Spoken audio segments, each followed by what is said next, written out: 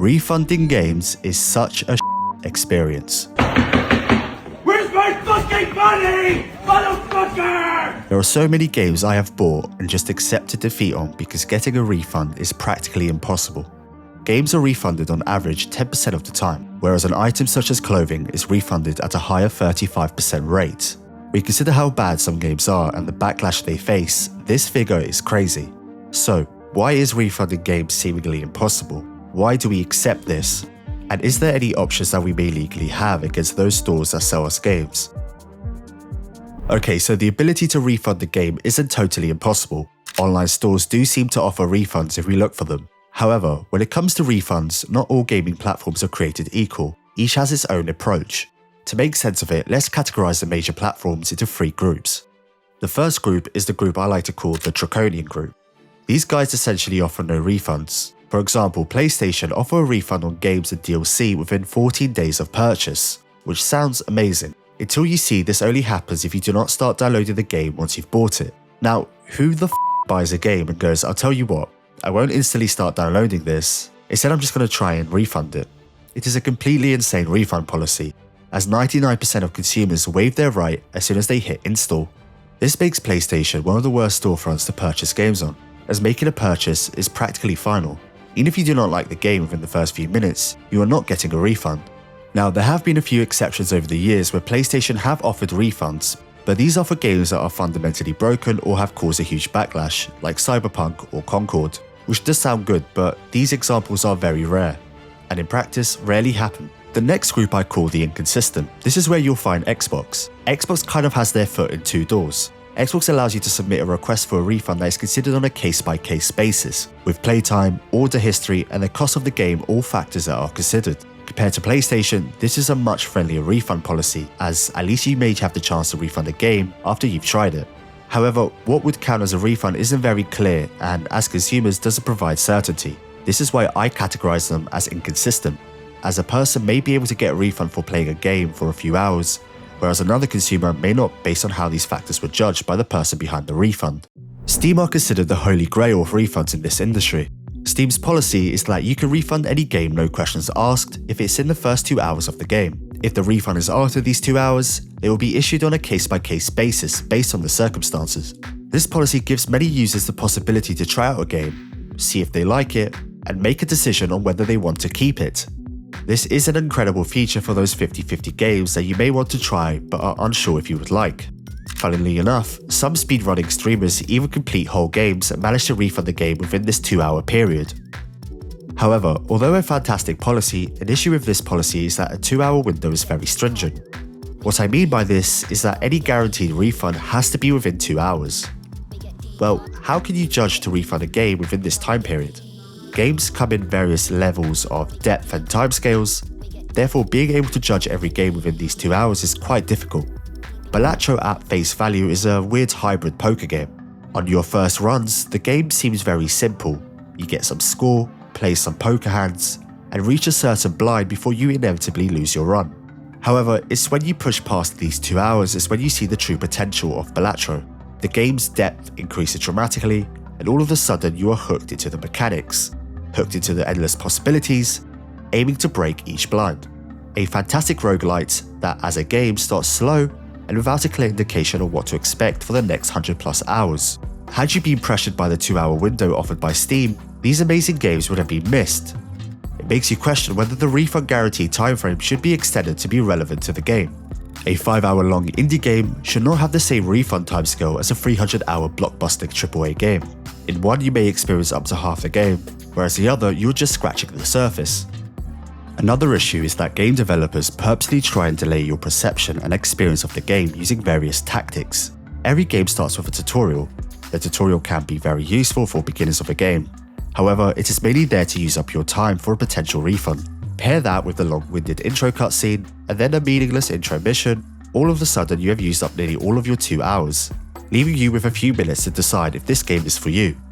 As you can see, although there is some hope in refunding games, our options to refund games are extremely limited. But this is what confused me. How can each of these stores have a different policy? And why doesn't the law step in to provide some sort of universal protection for us?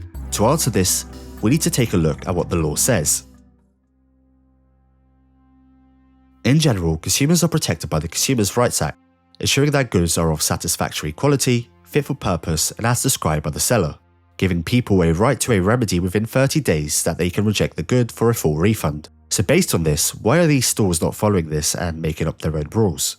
The problem is that video games are considered as digital products under the Consumers' Rights Act, with consumers losing the 30-day right to reject because of it. The law takes this approach due to the nature of a digital product. Digital products in theory can be copied, pirated, or hacked, which causes issues for keeping a lenient returns policy. To put simply, digital content cannot be returned in any meaningful way, therefore there cannot be a right to reject. Because of this, the law instead offers two tiers of remedies for consumers. The first tier remedy provides the consumer with the right to ask the trader to repair or replace the digital content. You see this remedy occur all the time, as this practically is what patches are. Patches are used to bring the game into line with the expectations of that game, and developers are forced to provide patches until those standards are met. That is why developers seemingly continue to work on patching the game years after release to ensure there is no claim from consumers and to help deliver on their promises. The first issue with this remedy is that there's generally no quantifiable time limit on the number of repairs before the developer or store needs to offer some sort of money back to the consumer. This has led to many games being patched constantly and for years on end to no real practical conclusion. So as consumers, you're kind of waiting around for long periods of time with no option to receive any sort of real compensation. The second issue is how the law considers whether the first remedy has failed. For the remedy to fail, the law considers whether the digital product is of satisfactory quality and as described. Digital content will be considered of satisfactory quality if it meets the standards that a reasonable person would consider satisfactory. This is extremely vague in the context of a video game. First of all, what even is a reasonable person? Someone who plays every day for hours on end, or a casual gamer who touches a game once a week? We don't know because the law doesn't define this. Furthermore, defining satisfactory quality just raises further questions. The law tries to assess satisfactory quality by considering any description of the digital content, price if relevant, and all other relevant circumstances, which can include public statements, specific characteristics, or any other representations, like advertising. I'm going to group the first and third point together. Games are a medium that heavily rely on advertising, hype, and promises to raise expectations of their game to hopefully deliver sales. We have seen some insane descriptions over the years. Often the game that follows lacks on this promise, providing a loose interpretation of that description. The examples I could use for this are quite endless, but I want to bring light to a recent example. Football Manager 26. The series went on record to postpone the release of FM25 to solely focus on FM26, integrate the new match engine, innovate UI systems, and provide a truly next-generation Football Manager game. However, on release it was clear the game was a shadow of what was described and promised. FM26 was missing features from previous years, the UI system was terrible, and the match engine was only a slight improvement. It was clear consumers of the game were disappointed, and as such, FM26 hit the list of top 10 worst reviewed games on Steam. So why would the first tier remedy not automatically fail on the description that was promised? Well, this element is extremely vague. If we go to FM26's page on Steam, we can see the game's description. What is clear from this description is that FM26 delivers on what was described. The interface, although terrible, is reimagined. More immersive matchday experience? Well, we have more realistic graphics. Simple descriptions like advanced transfer tools and crafting our footballing philosophy are hard to argue against. And what does the richest matchday experience in series history even mean? How can we even quantify or measure that to dispute it? You see, these descriptions are purposely written like this to be as vague and subjective as possible. Games rely on their vague descriptions to avoid any turmoil.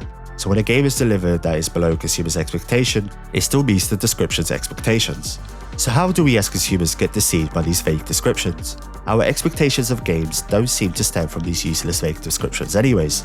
Our expectations tend to come from trailers, developer insights, community hype, and the context of everything surrounding the game. FM26 is so significant to the series because it was the first time the developers were implementing a new match engine, which would significantly improve the game's graphics and capabilities. Pair that with the extra year development cycle, we as consumers had very high expectations. So would this be our fault as consumers to have overthought the potential of FM26? I would say no. It was heavily implied that FM26 would innovate beyond the series' expectations, and the reviews reflect this. The fanbase would have not reviewed the game so negatively had it released with normal expectations because fundamentally FM26 is still a good Football Manager game, especially to the reasonable person. But from what was promised, is seriously under-delivered. These two points conflict with each other. On paper, FM26 is as described. yet it has seriously underdelivered on fan expectations due to the advertising and public context. However, I would believe there isn't enough in the case of FM26 to issue a refund based on the description of the game. The game is in a working state, we have more options than ever, the match engine does seem better, so the reasonable person would be satisfied with the game they have bought. Not liking the game is not a good enough legal reason to refund the game. You need to legally prove how the game doesn't match its description and is of unsatisfactory quality. This case example shows how difficult it is for games to fail this first remedy. A game in the top 10 worst reviewed games can't even satisfy the element and be considered as unsatisfactory. If by some miracle the first remedy somehow fails, we then move on to the second tier remedy. The second tier remedy describes that if after the repair or replacement the issue continues to subsist, there is a new issue, or the trader fails to provide a repair or replacement within a reasonable time, the consumer can ask the price to be reduced under the second tier remedy. This sounds great as it states a refund is possible. However, in practice, as I explained, it is rarely seen due to the difficulty of determining whether a game is breaching consumer rights, due to the loopholes developers rely on. I'll be honest, I couldn't find any evidence of someone using this in practice. It seems the actual stores collectively use this option to refund games as a whole for a player base. Like I mentioned with Concord or Cyberpunk, this option would have been executed for the masses, instead of on an individual level. Steam, Xbox, PlayStation, whoever is selling a game offers refunds because they chose to do so. The law doesn't force them to. Once you agree to an immediate digital delivery, download the game, you waive your automatic right to a refund. After that point, the law only steps in if the game is legally defective. This means it's not of satisfactory quality, not fit for purpose, or not as described. And as we went through, this is very difficult to prove, with the law's approach being, let's try and fix it first, by which point getting a refund might be too late. So until the law takes a more consumer-friendly stance, refunding games will continue to be difficult, with the ability to exercise this right being at the mercy of the store the game is being bought from.